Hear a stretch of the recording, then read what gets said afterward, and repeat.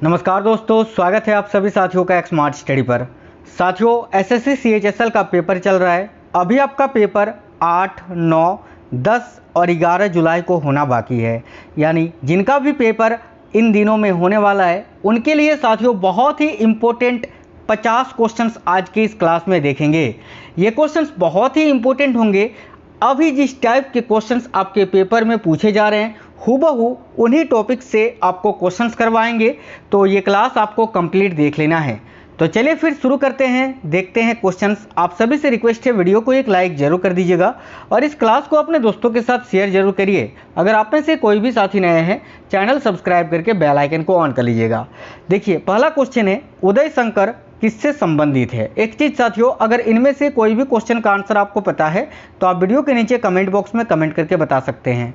देखिए उदय शंकर किससे संबंधित है ये आपसे पूछा जा रहा है, तो भाई करेक्ट आंसर होगा ऑप्शन नंबर ए, नृत्य से। इसके बारे में आपको जानकारी दे देते हैं। देखिए भारत में आधुनिक नृत्य के जन्मदाता और एक विश्व प्रसिद्ध भारतीय नर्तक एवं नृत्य निर्देशक यानी कोरियोग्राफर थे। कौन? तो याद रखिएगा सभी साथी, उदय शंकर जी। तो नृत्य से ये संबंधित थे, तो ऑप्शन नंबर ए करेक्ट आएगा, नृत्य। देखिए अगला क्वेश्चन है, कौन सा सिंधु सभ्यता का स्थान अब पाकिस्तान में है। यानी इनमें से कौन सा एक सिंधुकालीन सभ्यता स्थल है जो कि साथियों वर्तमान में पाकिस्तान में है। तो देखो करेक्ट आएगा हड़प्पा। हड़प्पा जो है ये कहाँ है अभी, तो पाकिस्तान में है। तो राइट आएगा ऑप्शन नंबर ए। अगला है, भारत का राष्ट्रीय पुष्प कौन सा है। यानी भारत का जो राष्ट्रीय फूल है वो कौन सा है। देखिए भारत का राष्ट्रीय फूल है साथियों कमल। ऑप्शन नंबर ए। बड़ा ही सिंपल ये क्वेश्चन था। अगला है, गुरुत्वाकर्षण की खोज किसने की थी। तो देखिएगा गुरुत्वाकर्षण की खोज किसने की थी, याद रखिएगा न्यूटन ने। साथियों इससे पहले मैंने बहुत ही इंपॉर्टेंट स्टैटिक जीके के क्लासेस करवाए हैं, पॉलिटी के क्लासेस करवाए हैं स्पेशली आपके सीएचएसएल के पेपर के लिए।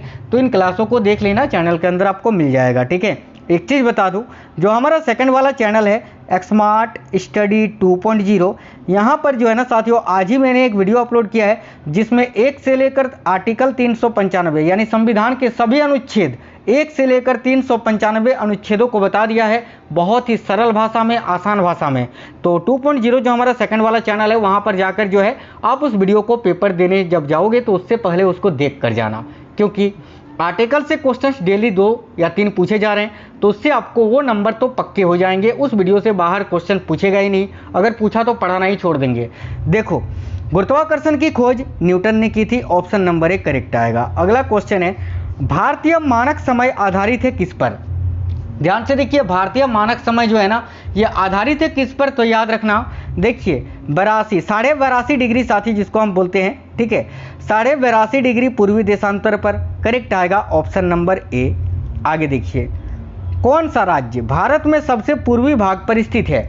यानी भारत का कौन सा राज्य है जो कि सबसे पूर्वी ओर स्थित है, तो करेक्ट आएगा अरुणाचल प्रदेश। ऑप्शन नंबर ए यहाँ आपका करेक्ट आएगा। नेक्स्ट है, राष्ट्रीय रक्षा एकेडमी कहाँ पर स्थित है। ध्यान से देखिए, राष्ट्रीय रक्षा एकेडमी जो है ये देहरादून में स्थित है। करेक्ट है ऑप्शन नंबर ए, देहरादून।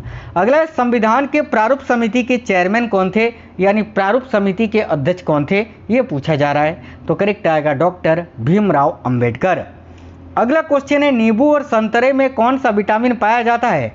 तो भाई नींबू और संतरा ये खट्टा होता है और खट्टे फलों में विटामिन सी पाया जाता है। करेक्ट आएगा option number A, vitamin C. आगे देखिए, लक्षद्वीप की राजधानी बताना है आपको। तो लक्षद्वीप भारत का एक केंद्र शासित प्रदेश है साथियों। लक्षद्वीप की राजभाषा मलयालम है। लक्षद्वीप में कुल 36 द्वीप हैं और लक्षद्वीप की जो राजधानी है वो है कारवती। ऑप्शन नंबर ए करेक्ट आएगा। आगे देखिए, कालीबंगा में उत्खनन प्रथम चरण का कब प्रारंभ हुआ था। कालीबंगा जो कि सिंधु घाटी सभ्यता स्थल है और ये भारत के राजस्थान राज्य में स्थित है, राजस्थान में। ठीक है, आपसे पूछा यह जा रहा है कि कालीबंगा में पहला जो है प्रथम चरण उत्खनन का यानी खुदाई का कब हुआ था। तो देखो यहाँ करेक्ट आंसर आपका होगा 1961 में। ऑप्शन नंबर सी करेक्ट है। नेक्स्ट है, कालीबंगा का शाब्दिक अर्थ क्या होता है। ठीक है, जैसे कि हम पढ़ते हैं सिंधु घाटी सभ्यता स्थल एक है आपका मोहनजोदाड़ो। मोहनजोदाड़ो, ठीक है, तो मोहनजोदाड़ो जो है इसका शाब्दिक अर्थ है मृतकों का टीला। ठीक है, बोलते हैं। उसी प्रकार कालीबंगा का शाब्दिक अर्थ क्या होता है, तो याद रखिए काली चूड़िया। करेक्ट आएगा ऑप्शन नंबर सी। कालीबंगा सभ्यता कितने वर्ष पुरानी है। तो देखिए कालीबंगा की जो सभ्यता है ये कितने वर्ष पुरानी है, तो 5000 वर्ष पुरानी है। ऑप्शन नंबर सी करेक्ट आएगा। अर्जुन पुरस्कार की शुरुआत किस वर्ष हुई थी? अर्जुन पुरस्कार जो कि खेल में दिया जाता है और इसकी शुरुआत 1961 में हुई थी। ऑप्शन नंबर सी करेक्ट होगा। अगला है, भारत में राष्ट्रीय आय का आकलन सबसे पहले किसने किया था? काफ़ी अच्छा क्वेश्चन है। तो साथियों देखिएगा, भारत में राष्ट्रीय आय का आकलन जो है ये सबसे पहले दादा भाई नौरोजी ने किया था, जिनको भारत का वयोवृद्ध व्यक्ति बोला जाता है, the grand old man of India. इन्होंने poverty and un British rule in India नामक पुस्तक भी लिखी है। और याद रखना, ब्रिटिश संसद के लिए निर्वाचित होने वाले पहले भारतीय भी थे। कौन? तो दादा भाई नौरोजी। इन्होंने धन के निष्कासन का सिद्धांत भी दिया था, ये भी याद रखना। आगे देखिए, WTO का मुख्यालय कहाँ है? यानी वर्ल्ड ट्रेड ऑर्गेनाइजेशन, जिसको हिंदी में बोलते हैं विश्व व्यापार संगठन। इसका मुख्यालय आपसे पूछ रहा है कि कहाँ पर स्थित है, तो देखो याद रखना करेक्ट आएगा जिनेवा में।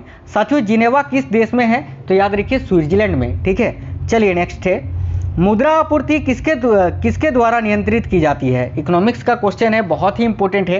तो मुद्रा आपूर्ति जो होता है, याद रखना भारतीय रिजर्व बैंक यानी RBI, जो कि भारत का केंद्रीय बैंक है, इसके द्वारा नियंत्रित की जाती है। बात करें RBI की, तो इसकी स्थापना होती है 1 अप्रैल 1935 को। इसका हेडक्वार्टर जो है वो मुंबई में स्थित है। और RBI का जो राष्ट्रीयकरण है वो कब हुआ था? तो 1 जनवरी 1949 को। ये भी आप याद रखना। आगे देखिए, अगला क्वेश्चन है, भारत में सबसे ऊंचा जलप्रपात कौन सा है? तो साथियों देखिए, भारत में जो सबसे ऊंचा जलप्रपात है वो है जोग जलप्रपात, जो कि साथियों शरावती नदी पर स्थित है। शरावती नदी पर स्थित है। किस राज्य में है ये? तो भारत के कर्नाटक राज्य में स्थित है। इसको महात्मा गांधी जलप्रपात के नाम से भी जानते हैं, याद रखना गरसोप्पा जलप्रपात के नाम से भी जानते हैं। अगला है, जूट उत्पादन में सबसे प्रचुर प्रदेश कौन सा है? यानी भारत में सबसे अधिक जूट का उत्पादन कहाँ होता है? तो करेक्ट आएगा पश्चिम बंगाल में। और पूरे विश्व में सबसे अधिक जूट का उत्पादन कहाँ होता है? याद रखिएगा बांग्लादेश में। आगे देखिए, निम्नलिखित में से कौन से देश पाक स्टेट से जुड़े हुए हैं? तो पाक स्टेट से साथियों भारत और श्रीलंका जुड़ा हुआ है। करेक्ट आएगा ऑप्शन नंबर बी। साथियों आप लोग वीडियो को लाइक जरूर कर देना और अपने सभी दोस्तों तक शेयर करना। अगला है, भारत में किस राज्य को चावल का कटोरा कहा जाता है? तो ध्यान से देखिएगा, भारत का वो कौन सा राज्य है जिसको चावल का कटोरा कहा जाता है? बहुत ही इंपॉर्टेंट क्वेश्चन है, आंध्र प्रदेश को। ऑप्शन नंबर बी करेक्ट आएगा। आगे देखिए, ओजोन परत कहाँ पाई जाती है? तो साथियों देखिए, ओजोन परत जो है ना ये कहाँ पाई जाती है? तो याद रखिएगा ये समताप मंडल में पाई जाती है, स्ट्रेटोस्फीयर में। ठीक है, तो देखिए करेक्ट आएगा ऑप्शन नंबर डी, समताप मंडल। इस क्वेश्चन के लिए आपका राइट आंसर हो गया साथियों। आगे देखिए, अगला क्वेश्चन है, महात्मा गांधी का राजनीतिक गुरु कौन था? या महात्मा गांधी के राजनीतिक गुरु कौन थे? तो देखिए करेक्ट है Gopal Krishna Gokhale ji. Option number B. अगला, डेसिबल शब्द किससे संबंधित है? तो सिंपल सा क्वेश्चन है, साइंस का है। डेसिबल ये ध्वनि से संबंधित है। ये जो डेसिबल है इससे ध्वनि की तीव्रता को मापा जाता है, तीव्रता को। ठीक है, आगे देखिएगा, अंग महाजन पद की राजधानी कहाँ थी? तो साथियों 16 महाजन पदों में से एक महाजन पद आपका अंग है। और अंग महाजन पद की राजधानी कहाँ थी? तो देखिए करेक्ट आंसर हो जाएगा चंपा। Option number D. शांत घाटी किस राज्य में स्थित है जिसको साइलेंट वैली के नाम से भी जाना जाता है? तो शांत घाटी जो है ये भारत के केरल में स्थित है। Option number B. भारत का केंद्रीय औषध अनुसंधान संस्थान कहाँ पर स्थित है? तो देखिए, भारत का केंद्रीय औषधि अनुसंधान पूछे, भारत का केंद्रीय विष अनुसंधान पूछे या वनस्पति अनुसंधान संस्थान पूछे, तीनों आपका लखनऊ में स्थित है। Option number B Lucknow. आगे देखिए, कृषि उत्पादकों की कोटि किस प्रकार निर्धारित की जाती है? तो भाई कृषि उत्पादकों की जो कोटि होती है वो किस प्रकार से निर्धारित की जाती है? तो देखिए करेक्ट आएगा option number C, Agmark के द्वारा। याद रखना। इंसुलिन का आविष्कार किसने किया था? बात करें इंसुलिन की तो इसका प्रयोग जो है वो मधुमेह के उपचार में किया जाता है। मधुमेह यानी डायबिटीज, शुगर की बीमारी में। ठीक है, और इंसुलिन का आविष्कार किसने किया था? तो याद रखिएगा एफ बेंटिंग ने। ठीक है, एफ बेंटिंग।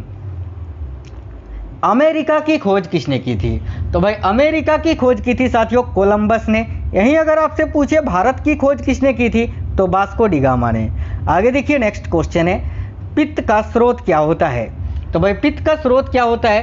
करेक्ट आएगा ऑप्शन नंबर डी, यकृत से ही उत्पन्न होता है ना पित्त। जमा होता है, पिताशय में, बनता है यकृत में।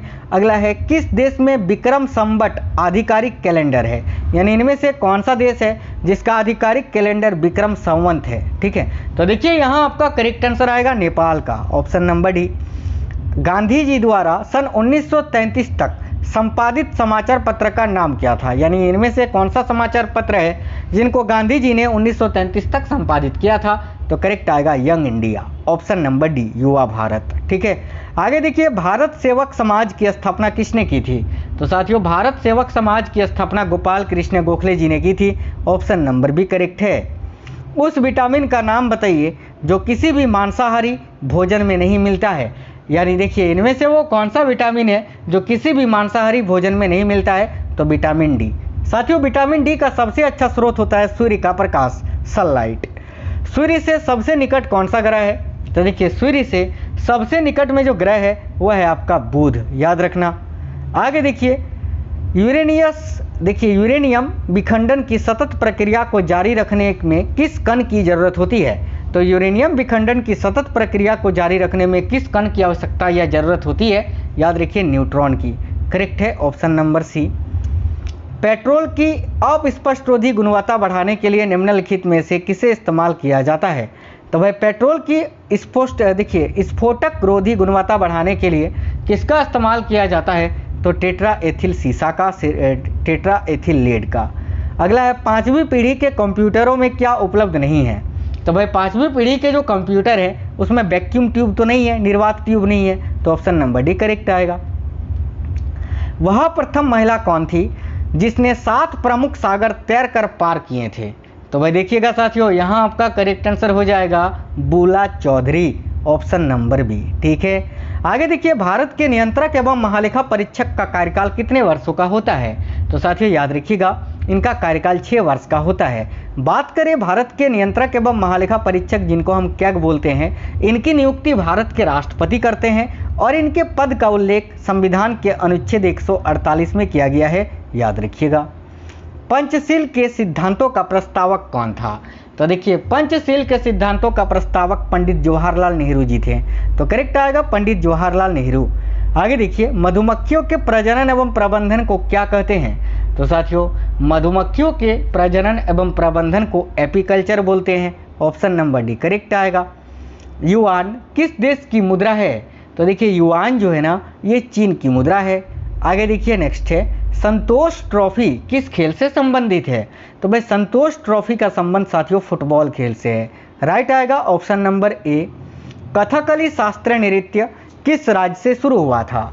तो भाई कथकली जो है ना साथियों देखिए ये केरल राज्य का शास्त्रीय नृत्य है, तो केरल से ही ये शुरू होगा, ऑप्शन नंबर डी करेक्ट आएगा। सबसे अधिक अपवर्तनांक वाला आंख का अंग कौन सा है। तो हमारे आंख का कौन सा अंग है जिसका अपवर्तनांक सबसे अधिक होता है, याद रखना लेंस का, ऑप्शन नंबर ए राइट है। जोजिला दर्रा किसको किससे जोड़ता है। तो देखिए जोजिला दर्रा जो है ना ये जम्मू कश्मीर में स्थित है जो कि श्रीनगर को लेह से जोड़ता है। निम्नलिखित में से कौन सा स्थान भारत में पुर्तगालियों का मुख्यालय था। तो इनमें से वो कौन सा स्थान है जो भारत में पुर्तगालियों का मुख्यालय हुआ करता था, हेड क्वार्टर हुआ करता था, याद रखिए यहाँ आपका करेक्ट आएगा गोवा। इसके बाद एक क्वेश्चन आपसे पूछेंगे भी, उसका आंसर आपको कमेंट बॉक्स में बताना है। देखिए निम्नलिखित में से किसको आरबीसी का कब्रिस्तान कहा जाता है। तो राइट आएगा साथियों पिलीहा को। अब इस क्वेश्चन का आंसर आप कमेंट बॉक्स में बता दीजिए कि विक्रमशिला विश्वविद्यालय के संस्थापक कौन थे, देवपाल, हर्षवर्धन, शशांक या धर्मपाल। साथ ही में आप हमें कमेंट बॉक्स में ये भी बता देना कि साथियों आपका पेपर कब है और किस शिफ्ट में है। ठीक है, आशा करते हैं आपको आज का क्लास पसंद आया है और अगर आपको ये क्लास अच्छा लगा है तो इस वीडियो को लाइक ज़रूर करिए और अपने सभी दोस्तों तक शेयर कर देना। चलिए तो फिर मिलेंगे आपसे नेक्स्ट वीडियो में, तब तक के लिए जय हिंद, वंदे मातरम।